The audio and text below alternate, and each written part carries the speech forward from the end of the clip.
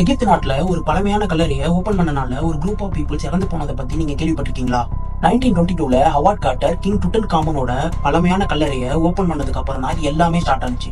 Howard Carter எகிப்துல வேலி of Kings ஒரு இடத்துல கிங் டுட்டோட கல்லறையை கண்டுபிடிக்கிறாரு. அதை அவர் ஓபனும் பண்றாரு. அந்த கல்லறையில வெறும் ட்ரெஷர் மட்டும் இல்ல, அது கூட சேர்ந்து ஒரு வார்னிங் மெசேஜும் இருந்துச்சு.